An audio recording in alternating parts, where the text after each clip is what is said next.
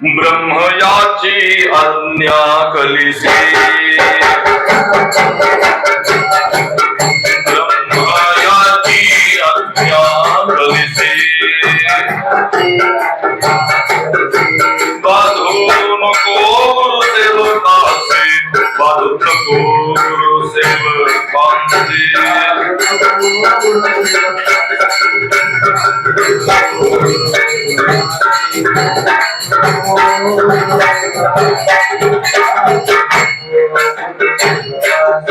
नामस्मरण दयामुखी नामस्मरण दयामुखी दयान माझी कली दयान माझी कली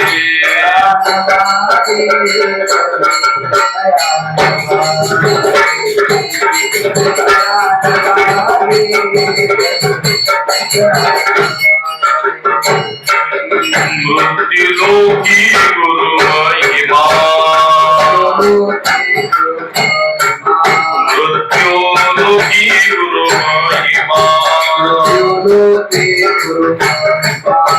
बहुत थोर तुम्ही जाना बहुत तुम्ही जाना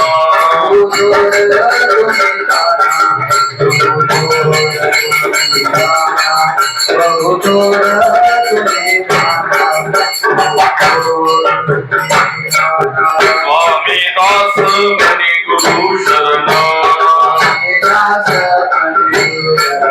स्वामी दास मनी गुरु शरण तोची कलियुगदायी करुण तोची कलियुगदायी करुण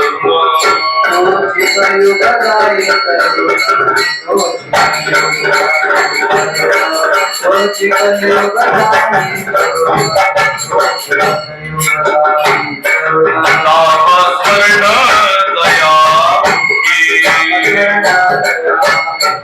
नामस्मरण दयामुखी दयान माझी कली दयान माझी कली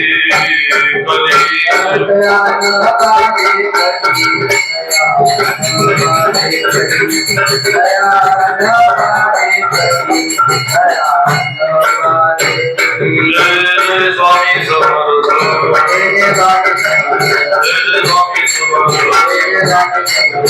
स्वामी समर्थ स्वामी समर्थ स्वामी समर्थ स्वामी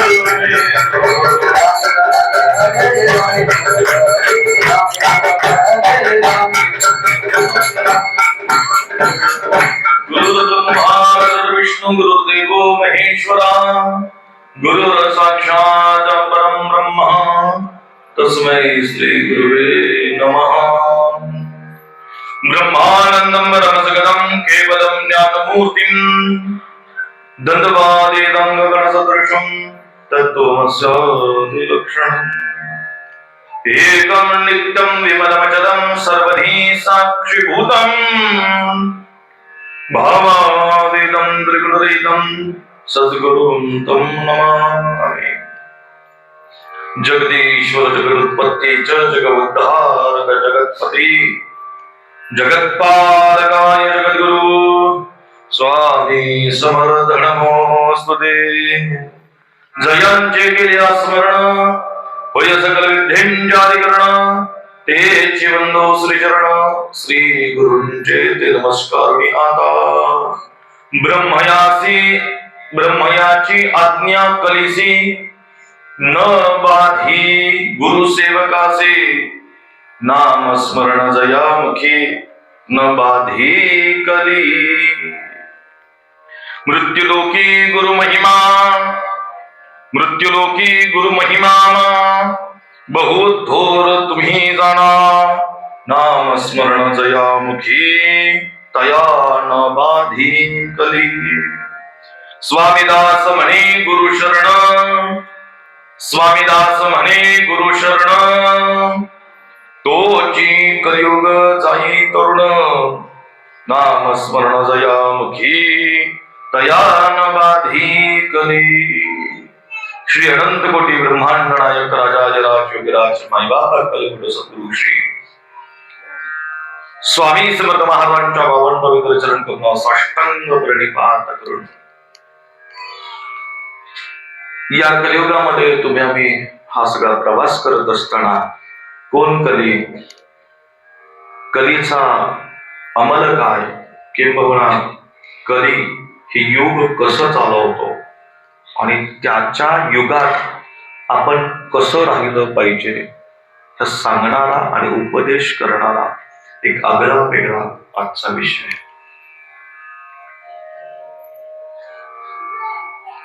चार युगातल्या हे कलियुग जे आहे ते मात्र फार आगळं वेगळं आहे. द्वापार युग, त्रेतायुग, सत्ययुग आणि आता चालू असलेलं कलियुग. आणि कलियुग सुरू होऊन फक्त 5.5 वर्ष 5,500 वर्ष झालेले. किती? 5,500 वर्ष झालेले फक्त.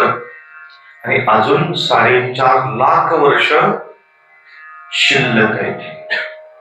त्याच्यामुळे आपलं दरवर्षी आपलं काहीतरी 2000ला जग बुडणार आहे,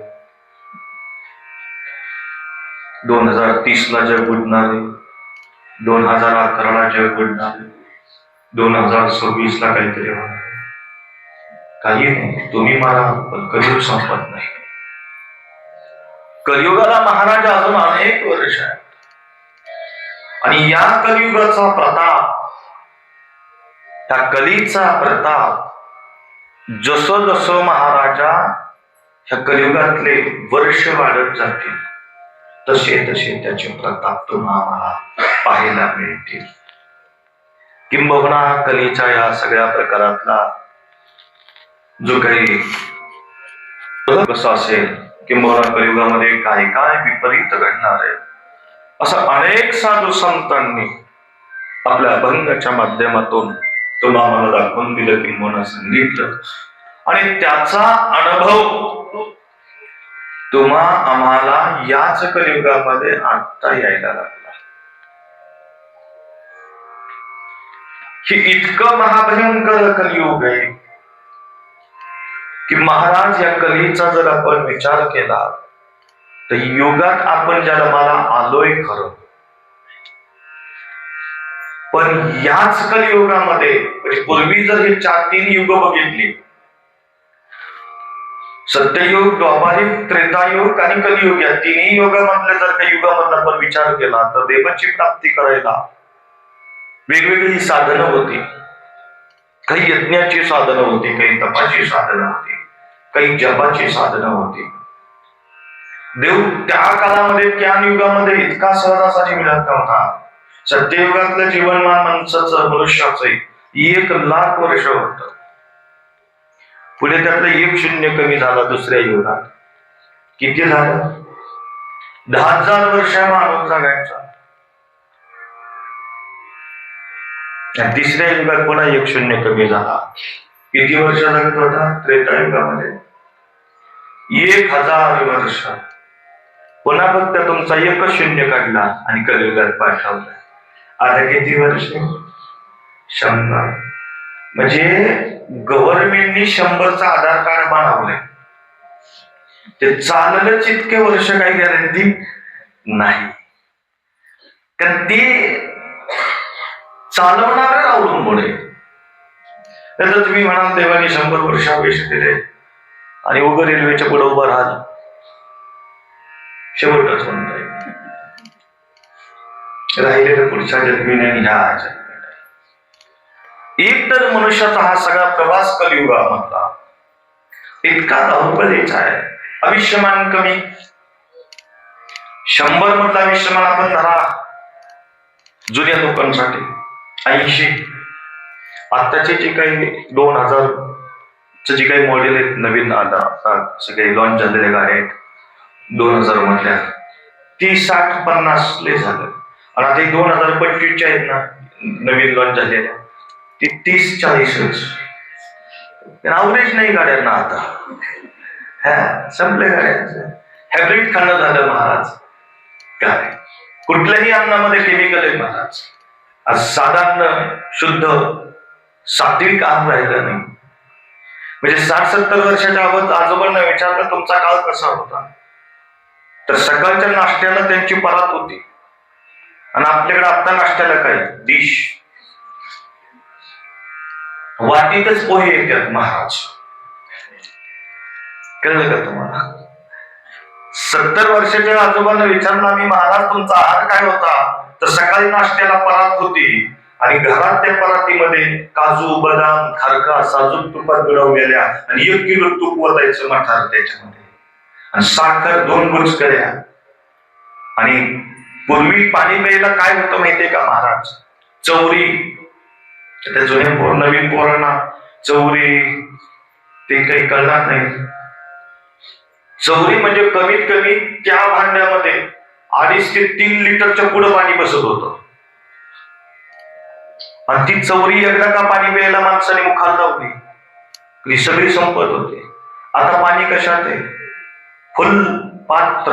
आणि पाणी किती? अर्धच. काय अँटिक नाव आहे त्याचं? फुल पात्र. आणि पाणी किती? उगटीच भरला 10 चमचे. आणि मग महाराज ह्या सगळ्या प्रवासामध्ये किती मोठा प्रवास आहे आता आणि किती गमतीचा प्रवास आहे, किती धावपळीचा प्रवास आहे तुमचा आमचा कलियुगात. ऐका, एकटा आयुष्यमान योग कमी. उदाहरणार्थ यदा कदाचित आपण धरलं आपण 60 वर्ष जगलो, एवढं जगत नाही विषय सोडून द्या.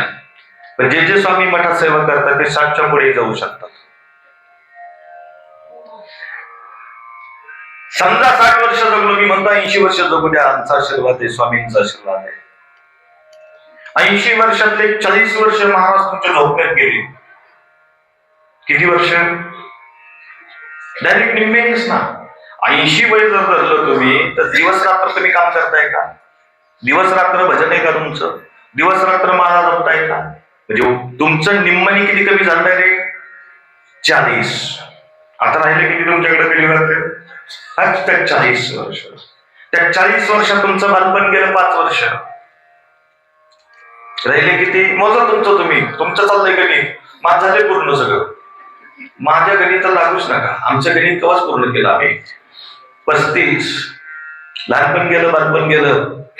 कळस्तवर पप्पा मम्मी डॅडी अंकल ही कळायला 5 वर्ष जातात. मग कळलं म्हणते पप्पा तुम्हीच का? आता इतके वर्ष तुला काय म्हणत होते? राहिले 35. मग त्या 35 मध्ये तुमची अंगणवाडी, तुमची झेडपीची शाळा, पुन्हा 10वी, पुन्हा आणि बाकीचं कॉलेज विद्यापीठ, याला 10 वर्ष गेली. किती राहिले? 25. हिसाब मारून ठेवा आता तुमच्याकडे किती राहतात. आता मोजा तुम्ही. आता किती राहिले? 25. त्या 25 मध्ये तुमची जबाबदारी झाली पूर्ण. आता त्या 25 वर्षामध्ये तुम्हाला कुटुंबाची जबाबदारी पडली. लग्न, नोकरी, उद्योग, व्यवसाय, घरची जबाबदारी हे सांभाळायला गेले किती वर्ष? 5 वर्ष. बरोबर ना? कारण लग्नाच्या आत्ता बायोडेटा काढला 2026 ला. 26 ला काढलं का नाही? ते 37 ला लग्न ठरतंय. अवघड झाले आता. ते काही एवढं सहज होत नाही. आता आज बायोडेटा काढला उद्या लगेच लग्नच. किती राहिले आपले? 20 झालं बाबा. आता 20 राहिले. आता 20 मधलं पुन्हा तुम्हाला मुलांची जबाबदारी उचलायची, मुलांचं करिअर करायचंय. मुलगा झाला तर बरे, मुलगी झाली तर अजून बरं आहे. एक मुलगा जन्मल्यानंतर ऐका स्वतःच्या पायावर उभं करायला आत्ताच्या कलियुगामध्ये आत्ताच्या मार्केटमध्ये कमीत कमी 70 ते 80 लाख रुपये लागतात. 1 कोटी धरून चाला. किती? 1 कोटी. कारण की आता इंग्लिश मिडियमला ते शाळा निघाल्या की नाही बारक्या बारक्या, त्याला काय त्या वर्गाला म्हणतात काय माहिती बाबा. ती भक्त घसरगुंडी उचलायचं, खाली आपटून घ्यायचे. 35,000 रुपये त्याला वार्षिक फी. प्ले काय खेळायची शाळा. हा 35,000 रुपये डोनेशन आहे महाराज. नुसते त्यांनी का घ्यायचे फेकायचे, त्यांनी तिकडे फेकायचे आणि इकडं फेकायचे. पुन्हा घसरगुंडी उचलायचं, पुन्हा आपटून घ्यायचे, पुन्हा वर चढायचं. 35,000 आहे त्याला. म्हणजे 1 पोरग जर का तुम्हाला शिक्षण कंप्लीट करायचं 1 कोटी, ज्याला 2 आहे त्यांनी 2 कोटी. 2 कोटी कमवाय गेले महाराज 10 वर्ष. राहिले किती? 10. त्या पोरीचं लग्न आहे, म्हातारा म्हातारी आहे, पाहुणा रावळा आहे, मिवणीचं लग्न आहे. ती लय नाजूक नाती झाली. घेणं देणं ते त्यालाच करायला लागते बिचाऱ्याला. काय ती पहिली मिळाली म्हणजे त्यांनी काय मोठं पाप केले तर तिचं बी तिनेच बघावं आता. आलं का लक्षात महाराज? शी पुन्हा आणि आपलं झालं कमी सासरचं आलं. त्यात गेले तुमच्या 10 वर्ष आणि जमाना बदलला आहे. जेवढा पोराला आई वडिलांना बघून आनंद वाटत नाही तेवढा सासून सासरी बघितल्यानंतर आनंद वाटतो. पप्पा कधी आला तुम्ही? अरे हो. तो बाप गेला त्याला विचार की जेवण काय खाणं आहे बाबा, तू दबाने झाली खाणं आहे. त्याला मामाच म्हणा ना. ते पप्पा कसा होईल तो? सासरा कुठे पप्पा असतोय का? हो का आपलं काय त्यांनी बोलतो. नवीन संस्कृती काढली. सासू म्हणायचं मम्मी आणि तुझी काय करायचे? पाकिस्तान पाठवायचे. कलियुग सांगतोय, कलियुग सांगतोय. पारनाती बदलली. सासू सासऱ्याला पप्पा मम्मी झाली आणि तिकडचाच गोताळा आला की मग काय बोलायचं, प्रचंड आनंद. आणि इकडचा गोताळा आला नाही ह्याचा, ही जर लगेच डोकं दुखतं. अहो मला खूप त्रास होता, मी झोपतेच राहू. वा. आणि 15 मिनिटात तिचं बाप एवढ्यावर लगेच ओके गेलं दुखलं लगेच. सावध राहा. ज्यांचं राहिले त्यांनी, ज्यांचं झालंय त्यांना पर्याय नाही, ऑप्शनच नाही. काही नात्यांमध्ये बदल करू नका. खूप गोड शब्द येते. मामा आहे, मामी आहे, आत्या आहे. काही नाती आपली कोणाला एक आले म्हणायचं. कलियुगाचं प्रमाण संपलं वर्ष तुमचं आयुष्य. देव भजन पूजन कधी करणार? मूळ मुद्दा काय? आणि मग कलीनी जन्म घेतला. कलीनी जन्म घेतला. महाराज ब्रह्मदेवांनी सांगितलं कली प्रगट हो. आणि कली प्रगट झाला ब्रह्मदेवाच्या समोर. एवढी एवढी ठेंगा कली, उंची कमी, फार उंची कमी. पुढे तर कलियुगामध्ये महाशिव पुराणामध्ये सांगितलंय आता तर उंच्या कमी व्हायला लागल्यात मुलांच्या. बघा तुम्ही, शेवटची उंची म्हणजे 5 फूट 2 इंच. पुढे तर भविष्यात सांगितलंय कलियुगाच्या अंतिम टप्प्यामध्ये अंगठ्या एवढीच माणसं होणार आहेत. एवढीशीच गुटकी खिशात घेऊन फिरायला लागते. पण त्यावेळेस आपण राहणार नाही. विशेष त्या सगळे एवढी एवढी शासन आहेत. अंगठ्या एवढी. खर्च काय नाही काय नाही काय नाही. उगा आपलं कुठंतरी आपलं झाडात खोडात कागदाच्या खाली कुठेही राहायचं, काय अडचण नाही. तो गर्व आणायला कोण काय नको. गुटक्यांना काय नाही खर्च आहे. आताही घरात 3च आहेत, काहीच खर्च नाही. पण 3 बेडरूम सेपरेट आहे. काय सांगा. जी हॉलमध्ये आरामशीर ती झोपतात ना. पप्पाचं वेगळं, मम्मीचं वेगळं, गेस्ट रूम वेगळी. शाबास. तुम्हीच भांडण करून तुम्हीच आपापसातलं सगळं मिटून घेतलंय. मला असं आहे कली तुमच्यावर किती प्रभाव करतोय ऐका आता. कधी महाराज ब्रह्मदेवासमोर उभा राहिला. ब्रह्मदेवासमोर उभा राहिला महाराज. त्याची अवतार गुरुचरित्रामध्ये सांगितलंय. तुम्ही गुरुचरित्र सगळी वाचणारी मंडळी, साधक मंडळी आहेत माझ्यासमोर बसलेली. तुम्ही माझ्यापेक्षा ज्ञानवंत आहेत, अनेक वेळा तुमची पारायण झालेली आहेत. आणि मग हा जो गुरुचरित्रामधला अध्याय, कलीचा जन्म, कितवा अध्याय?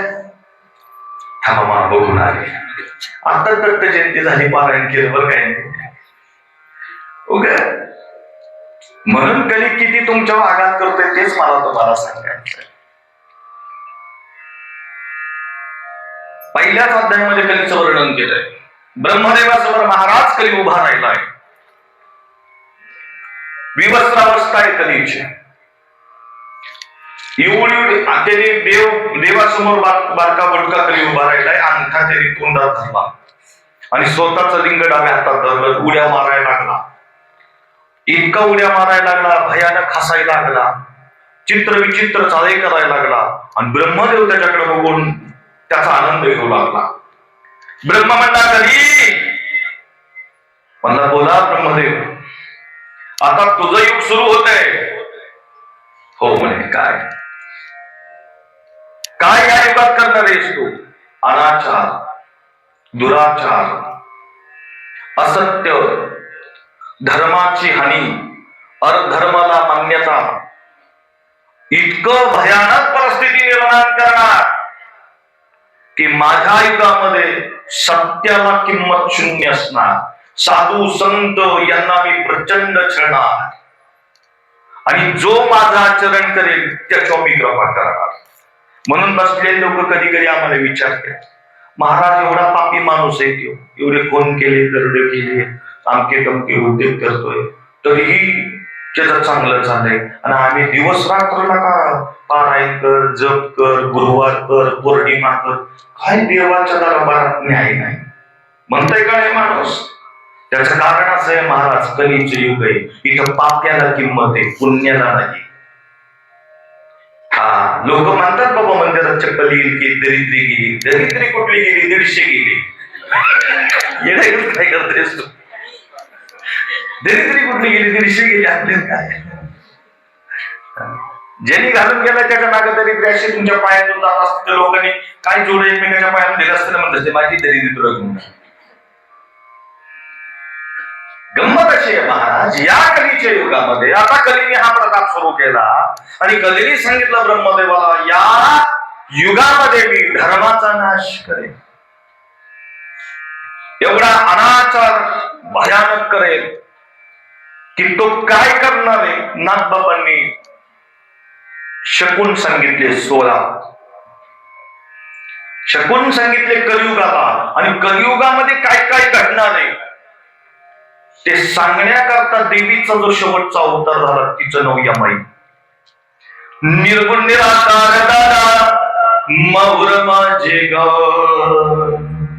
शकून सांगावयाले यमाई माझे ना. काय काय शकून सांगेल ना.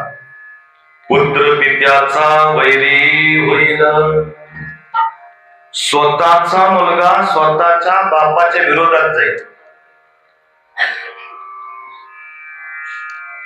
झालंय का नाही? का दोघं खेळतात? प्रत्येक दोघं एकत्र संघर्ष. बापाचं पोराचं पटत नाही. खरा शत्रू आता पोराला वाटते या जगात माझं जर वाटलं तर कोण असेल तर फक्त माझा बापच. हे कलियुगात कलीचं महात्म्य आहे. कली प्रभाव करतोय. पुढे जाऊन सांगतात भावा बहिणीचं लगीन होईल आणि 7 वर्षाची नारी गरदर राहील. भावा बहिणीचं लग्न लागते आता कलियुगात आणि त्या लग्नात तुम्ही अक्षता टाळता. वा काय कली किती प्रमाण करतो. 7 वर्षाची मुलगी, अवघ्या 7 वर्षाची मुलगी पुढे भविष्यात गरोदर राहणार आहे. गर्भीण नाही म्हणतात ना बाबा, मी माझ्या मनातलं सांगत नाही.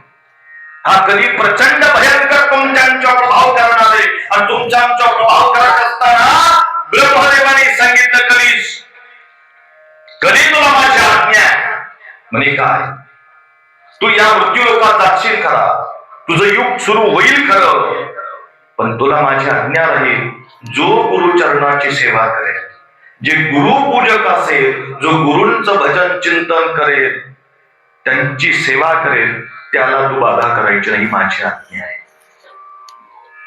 स्वतः ब्रह्मदेवाने सांगितलं, ब्रह्म याची आज्ञा करीस न बाधी गुरुसेवकास. जो गुरुच्या चरणाचा दास आहे, जो गुरुच्या चरणाचा सेवा करतो, त्याच्यावर तुझा अंमल होणार नाही, ही आज्ञा दिली. मध्ये मग विचारलं कलेने की या युगामध्ये मृत्यू लोकामध्ये मी गेल्यानंतर असं काय महात्म्य आहे की त्या गुरुचं, कोण गुरु आहे की त्याचं इतकं कलियुगामध्ये महात्म्य असेल की माझा प्रभाव त्याच्यावर होणार नाही, असं तुम्ही वरदान घेतलं की बहु मला आज्ञा दिली. आणि मग ब्रह्मदेवाने कधीला सांगितलंय की या मृत्यू लोकांमधलं खरं युग हे जे चालू आहे ते केवळ दत्त महाराजांचं युग आहे, सद्गुरूंचं युग आहे, संतांचं युग आहे. हे युग जे आहे कृपावंत होण्याकरता, भगवंताची प्राप्ती करून देण्याकरता, किंबहुना कलीच्या प्रभावापासून दूर करण्याकरता केवळ आणि केवळ गुरु कृपाच पाहिजे, गुरु सेवाच करावी लागणार आहे. आणि म्हणून गुरुचरित्रामध्ये संदीपक नावाचा जो काही शिष्य आहे की ज्याने आपल्या गुरुची पराकोटीची सेवा केली, इतकी पराकोटीची सेवा केली, काशी विश्वेश्वर प्रसन्न झाले. आणि काशी विश्वेश्वरांनी सुद्धा म्हणावं की तुला काय पाहिजे ते माग. केवळ गुरुची सेवा केल्यानंतर काशी विश्वेश्वरांच्या दरबारात 12 वर्ष सद्गुरूंची सेवा केली, पण कधी दर्शनाला नाही गेला. कारण गुरु ब्रह्मा गुरु विष्णू गुरुदेवो महेश्वरा गुरुर साक्षात परम ब्रह्म तस्मै श्री गुरुवे नमः. गुरु हाच ईश्वर आहे. कशासाठी जायचं? भगवंत देवादेव महादेव प्रसन्न झाले, काही मागितलं नाही. ब्रह्मदेवाने सांगितलं, काही मागितलं नाही. भगवान विष्णूने सांगितलं, काहीच मागितलं नाही. तुला द्यायचं असेल काहीतरी एकच दे, अखंड गुरुसेवा दे. आणि म्हणून या कलियुगामध्ये ब्रह्मदेव सांगतात की त्या कलीस की जो कोणी सद्गुरूंच्या चरणाची सेवा करण, सद्गुरू स्वामी महाराजांचं भजन पूजन करेल, त्याला तू कधीही तुझा त्याच्यावर प्रभाव चालणार नाही. मग म्हटलं आम्ही पुढे काय करू? मग देवाने सांगितलं, ब्रह्मदेवाने पुन्हा सांगितलंय, तुला अजून एक सांगतो, ज्याच्या मुखामध्ये अखंड नामस्मरण आहे. कसं सांगितलंय? अखंड नामस्मरण सांगितलं. ज्याच्या मुखामध्ये नामस्मरण आहे त्याला सुद्धा तुझा प्रभाव होणार नाही. मग कलियुगामध्ये तुम्हाला जर काय दुष्परिणामापासून वाचायचं असेल, या कलियुगाच्या प्रभावातून तरुण जायचं असेल, तर तुम्हाला श्री गुरूंना शरण जाणं गरजेचं आहे आणि अखंड नामस्मरण करणं गरजेचं आहे. कारण या कलियुगामध्ये केवळ आणि केवळ नामाला महत्त्व आहे. हे नामावर चालणारा कलियुग आहे. जिथे नामस्मरण आहे तिथं कली नाहीये. पण कधी कधी असा प्रश्न पडतो, की अनेक वेळा आम्ही असं पाहतो की नामस्मरण आम्ही करतोय, पण तरी आमच्या मनामध्ये वाईट विचार येतात. आम्ही जपतपाला बसलो, आम्ही ध्यानाला बसलो, डोळे बंद केले तर भगवंत दिसत नाही, तर आम्हाला चित्र विचित्र दृश्य दिसतात. आम्हाला भगवंताच्या मंदिरामध्ये गेल्यानंतर सुद्धा मनामध्ये पाप, क्रोध, स्वार्थ हृदयाच्या अंतःकरणामध्ये निर्माण होतो. कधी कधी आम्हाला मंदिरामध्ये भजनामध्ये बसलो, कीर्तनात बसलो तरी भगवंताचं चिंतनात आमचं मन रमत नाही. आमचं मन कुठेतरी वासनेकडे धावतं. मग आम्ही भगवंताच्या नामात असंसुद्धा होते का? मग इथे कली तुमच्या आमच्यावर हा कलीचा प्रभाव आहे. पण हा कलीचा प्रभाव का होतोय? त्याचं एकमेव कारण अजूनही तुम्ही श्री गुरूंना शरण गेलेला नाही. जो शरण श्री गुरूंना गेलाय, जो सद्गुरूंची सेवा केली, तितकी पराकोटीची केली, ज्यांनी सद्गुरूंच्या चरणाला अगदी आपलं सर्वस्व अर्पण केलं, ज्यांनी सद्गुरूंच्या चरणाचा आणि त्यांच्या नावाचा ज्यांनी 10वा अखंड केला, त्याला कली प्रभावच करत नाही. ज्या अर्थी तू मंदिरात बसून सुद्धा अजूनही त्या गोष्टी घडतात, त्या अर्थी तुझ्यावर कलीचा प्रभाव आहे. आणि हा कलीचा प्रभाव करण्याचे दोनच मार्ग आहेत, एक गुरुची सेवा आणि दोन नामस्मरण. मग गुरुची सेवा म्हणजे काय? सद्गुरूने दिलेलं नाम आहे, सद्गुरूने दिलेलं नाम आहे, ते नामच तुमची सेवा करायची, त्या नामाची सेवा करायची. आणि मग जर तुमच्याकडे सद्गुरूंनी दिलेलं नाम असं, तुम्ही स्वतःहून घेतलेलं काहीच कामाच नाही. लक्षात घ्या, स्वतःहून नाम घेणं आणि सद्गुरूंनी देणं फरक आहे.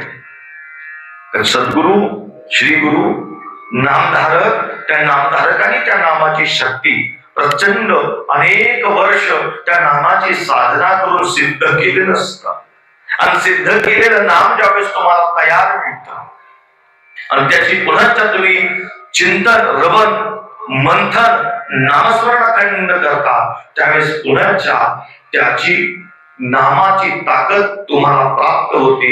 आणि त्या नामाचं वलय इतकं प्रचंड तुमच्या शरीराच्या कडणीत एक ॲरो किंवा एक कवच निर्माण होतं की त्या कवच इतकं अभेद असतं की ते कधी त्या कवच तोडू शकत नाही, तोडू शकत नाही, कवचामध्ये प्रवेश करू शकत नाही, कारण ब्रह्मदेवाची आज्ञा. आणि म्हणून मग अजून सुद्धा आम्हाला या कलियुगामध्ये अजून सुद्धा आम्हाला भगवंताची कृपा होत नाही. त्याचं कारण काय? कारण पहिली गोष्ट आहे, भगवंत कळायला तुम्हाला गुरु कळणं गरजेचं आहे. ज्याला गुरुच कळला नाही, ज्याला सद्गुरूच कळले नाहीत, ज्याला सद्गुरू महात्म्यच कळलं नाही, त्याला ईश्वर कसा कळेल? साधी गोष्ट आहे महाराज, साधी गोष्ट.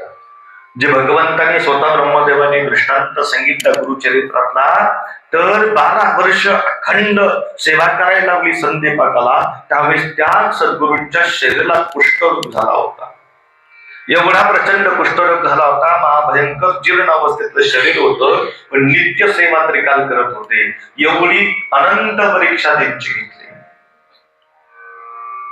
आणि इथे मात्र आम्हाला सद्गुरूंच्या सेवेमध्ये काही जर विचारलं की महाराज नामस्मरण किती करताय का, तर सद्गुरूंबरोबर खोटं बोलणारी आज शिष्य असतील, सद्गुरूंबरोबर असत्य भाषण करणारे लोक असतील, सद्गुरूंचं वचन न पाळणारे लोक असतील, सद्गुरूंची आज्ञा न पाळणारे जर का शिष्य असतील, तर त्यांच्यावर सद्गुरूंची कृपा कशी होणार? आणि जर सद्गुरूंचीच कृपा नाहीये तर ईश्वराची प्राप्ती कशी काय होणार?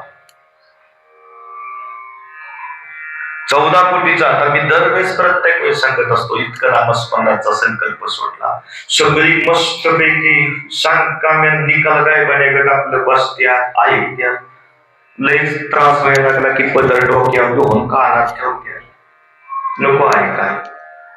असं करू नका. एकदा सद्गुरूची अनन्य भावे सेवा करा, एकदा सद्गुरूंनी दिलेल्या नामस्मरणाची अनन्य भावे सेवा करा. अरे भगवंत तुमच्या चरणाचा दास होते, तुम्ही कुठं निघाला अक्कलकोटला, ह्या अक्कलकोटात तुमच्या अक्कल सद्गुरू आणतात, त्याशिवाय तुम्हाला ह्या अक्कलकोट मधलं स्वामी समर्थ कळत नाही. तुम्ही तुमची अक्कल आम्हाला शिकवता इथं बसून.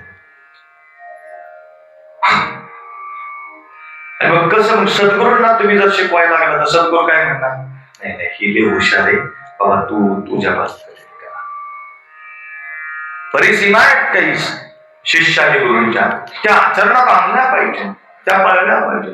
मी परवा दिवशी एक जणाचा स्टेटस बघितला, फार गोड शब्द लिहिला त्यांनी, स्वतःचे गुरु स्वतःच व्हा. तर मी तर काय म्हणलं, डोकंच आपटलं ह्या 3-4 खाबाला. हो, स्वतःचे गुरु स्वतःच व्हा. कसं काय बरोबर? याला काय प्रमाण आहे का? काय आहे का? बिना व्यक्तिगत आपलं काहीतरी एखाद्या साधूचा, संताचा, महात्म्याचा फोटो टाकायचा आणि गुणाचा तरी विचार त्याच्यामध्ये मांडायचा, लिहायचा आणि मोकाचे टेस्ट टाकायचे, त्याचा अपप्रचार करायचा. स्वतःचे गुरु स्वतः कशी म्हणतो? या हृदयांतकरणामध्ये तो जीवात्म्याच्या जीवात्म्याला ज्ञानी करण्यासाठी दुसऱ्या परमात्म्याने जीवाने त्याला दिलं पाहिजे ज्ञान, त्यावेळेस तो होईल. आणि अशी जर का स्वतःचे गुरु जर का स्वतःच होणार असते तर आदिनाथ गुरु सगळं सिद्धांचा या प्रमाणापासून ही गुरु परंपरा या कलियुगामध्ये निर्माण झालीच नसती. आदिनाथ गुरु सगळं सिद्धांचा ही गुरु परंपरा अनादी काळापासून आहे, पण एका कलियुगामध्ये नाहीये, 4 युगांमध्ये आहे. आणि 4 युगामध्ये जर गुरु परंपरा आहे, गुरु परंपरेला महात्म्य आहे, आणि या गुरु परंपरेला प्रचंड महात्म्य सांगितले, परंपरा सांगितल्या, आणि जर स्वतःचे गुरु स्वतः झाले तर कसं होईल? होईलच कसं? हा कुठला ज्ञानी तत्वज्ञानी माणूस आहे मला कळत नाही, त्यांनी मांडला विचार त्यांनी. या हृदयाच्या अंतकातले ज्ञानज्योत लावण्यासाठी, ज्ञानाचा प्रकाश विसर्जित करण्यासाठी, हृदयाच्या अंतःकरणामध्ये असणारा जो जीवात्मा आहे त्याला ईश्वर आहे त्याच्या अंतःकरणात, तो त्याला जाणवून देण्यासाठी गुरुची गरज आहे की नाही, म्हणून परंपरा ठेवल्या. आणि म्हणून या कलियुगामध्ये परंपरेला महत्व आहे, परंपरेला महत्व आहे. कोणाचेही गुरु म्हणजे कोणाचेही आपण शिष्य होऊ शकत नाही, हे लक्षात ठेवा. आता काय झालंय, कोणी गुरु होतंय, कुणी शिष्य होतंय, आणि दोघं एका जागेवर सापडतात. काय करावं? 90 गुरु शिष्य चालले आहेत. याला परंपरा म्हणायच्या का? बरं, तुम्हाला माहितीये का, महाराजा आपली परंपरा ही आत्ताची नाहीये, मोठी परंपरा या मठाची अनादी काळापासूनची परंपरा आहे. म्हणजे ही परंपरा स्वामी महाराज अक्कलकोटचे आहेत. ही परंपरा जर पाहिली आपण तर चोलप्पा महाराजांकरता महाराज स्वामी महाराजांचा अवतार करतो. त्यांचे म्हणजे ही परंपरा दत्तगुरु महाराज मूळ गुरु, श्रीपाद श्रीवल्लभ, तदनंतर नरसिंह सरस्वती, अक्कलकोट स्वामी समर्थ, अक्कलकोट स्वामी समर्थ नंतर चोलप्पा महाराज, चोलप्पा महाराजांचे 5वे वंशज परमपूज्य पूज्यपाद अखंड हृदय निवासी सद्गुरु श्री श्री श्री अन्नुरी महाराज यांच्याकडून आमच्याकडे आणि आमच्याकडून तुमच्याकडे ही परंपरा आहे. याला परंपरा आहे आपल्याला म्हणतात. काय परंपरा आहे बाकीच्या? इष्टीला पाठीच नसली तर जाणार कुठं तुम्ही? बसलाय खरं, इष्टीला पाठीच नाही, आणि तुम्ही म्हणाला इकडे चला, असं कसं? ती गाडी दुसरीकडे चालली असली. लक्षात घ्या.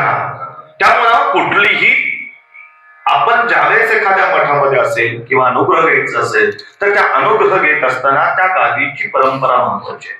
त्या परंपरेला अनन्यसाधारण महत्व आहे, आणि त्या परंपराच्या अनुयायी जर तुम्ही असाल तरच महाराज तुमच्याकडे ते सगळ्या गोष्टी मिळत असतात. कारण हे आता त्यांच्याकडे आलंय, ते नवीन सद्गुरु जे झाले, गुरु झाले ते आता नुकतेच. कारण गुरु प्रत्येकाला भेटत असतो, लक्षात घ्या. चराचरामध्ये गुरु येतात, पण गुरुपेक्षा श्री गुरु, सद्गुरु आणि परात्पर गुरु हे 3 गुरु. सद्गुरु तुम्हाला भगवंताकडे घेऊन जातो, गुरु फक्त ज्ञान देतो, गुरु फक्त ज्ञान देतो. शाळेतले काही तुमचे गुरु ते ज्ञान देतात, ते व्यवहारातलं ज्ञान देतील. परमात्म्यातला आध्यात्मिक ज्ञान देईल का? आध्यात्मिक ज्ञान देणारे श्री गुरु, आध्यात्मिक ज्ञानाची माहिती देणारे श्री गुरु, पण भगवंताची प्राप्ती करून देणारे सद्गुरु. आणि भगवंताची प्राप्ती करून देऊन अहम ब्रह्मासी ही अवस्था करायला सिद्ध करणारे परमेष्ठी गुरु. अहम ब्रह्मासी ही अवस्था तिथपर्यंत नेणारा जे आहे ते परमेष्ठी गुरु आहेत. हा परंपरा आहे. वगैरे 4 पुस्तकं वाचली आणि भगवी कपडे घातली, 4 माळा घातल्या, 4 शिष्य झाले म्हणजे काही मोठा गुरु झाला असा त्याचा अर्थ होत नाही. वगैरे इष्टाच्या काही तुम्ही रील्स बघून कुणाच्याही मागे पडू नका, कारण आता फसवणारे भरपूर झालेले. कारण तुम्हाला काय झालंय, तुम्हाला सत्य दिसत नाही, कलीचा प्रभाव आहे तुमच्यावर. जिथं आपलं हित आहे तिथं तुम्ही जात नाहीये, जिथं हित नाही तिथं तुम्ही लगेच जात आहे. ही परंपरा, ही कलीचा प्रभाव आहे तुमच्यावर, आणि हा कलीचा प्रभावच तुम्हाला कमी करायचा आहे. म्हणून गुरुचं अनन्य साधारण महात्म्य या कलियुगामध्ये आहे, आणि हेच महात्म्य गुरुचरित्रात सांगितलंय. ज्ञानोबराय भगवान महाविष्णूंच्या अवतार तरी ज्ञानोबरायाने म्हणावं, ज्ञानदेव म्हणे तरलो तरलो आता धरलो गुरु. परंपरा ज्ञानोबरायांच्या गादीला सुद्धा. आणि परंपरा जिथं नाहीये ना तिथं तुम्ही नवीन परंपरा कशी चालू करणार? कारण हे सगळं ज्ञानाचा जो प्रवास आहे तो मूळ आलेला आहे, मूळ भगवान दत्तात्रयांपासून इथपर्यंत हा सगळा आलाय आहे. इथून पुढे जाणार आहे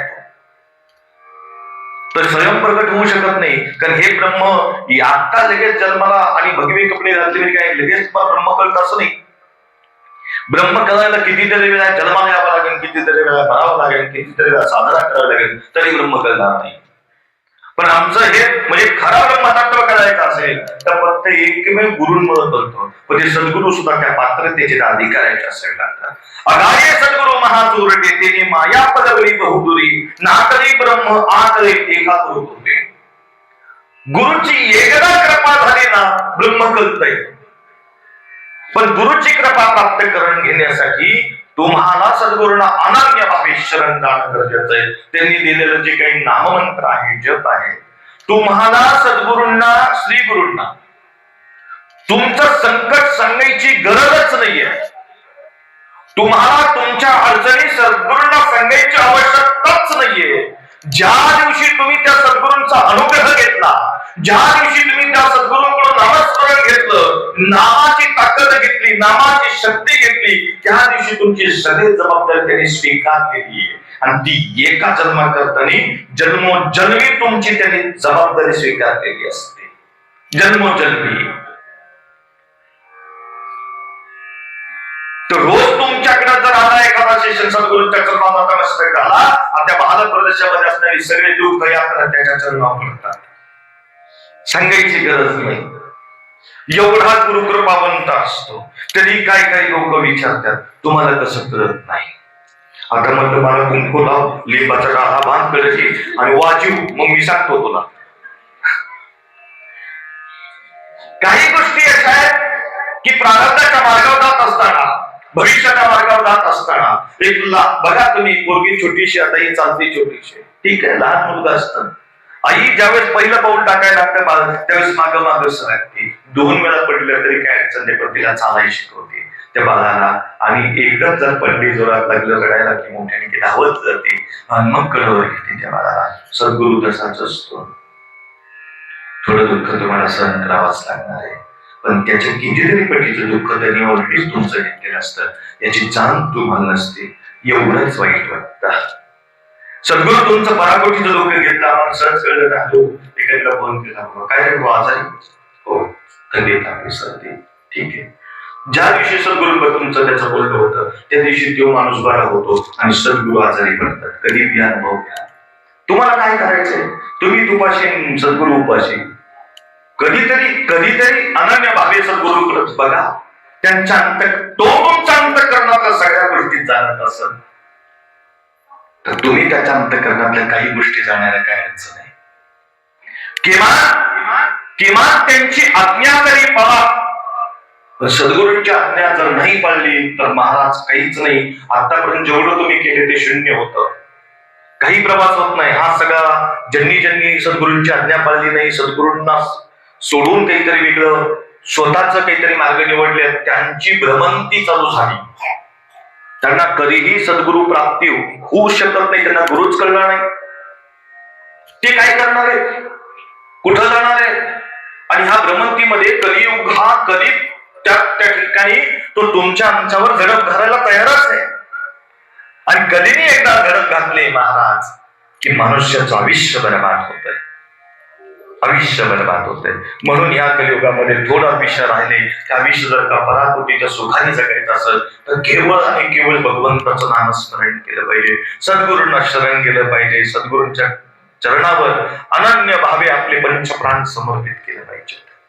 तर खऱ्या अर्थाने महाराजा या कलेचा प्रभाव तुमच्यावर होणार नाही. अन्यथा कलेचा प्रभाव जर तुमच्या घरावर होतोय, तुमच्यावर होतोय, पुढे भविष्यात अनेक होणार आहेत. आपण म्हणतो आमच्या काळामध्ये, आता बऱ्याचशा जुन्या म्हाताऱ्या म्हणतात आमच्या काळात बाबा असलं काही नव्हतं. ती आई म्हणते आमच्या काळात असलं काही नव्हतं. मुलं सगळे विचित्र वागत चालल्या. त्या मुलांकडून नामस्मरण घडत नाही आपल्या घरात. आपले मुलं ऐन वेळेला तुम्ही आमच्याकडे पत्रिका घेऊन धावत येण्यापेक्षा एक वेळ मोबाईलचा त्याचा बॅलन्स कमी मारा मुलाचा, मुलीचा, आणि एक माळ जपाची तिच्या हातात द्या, मुलांच्या हातात द्या.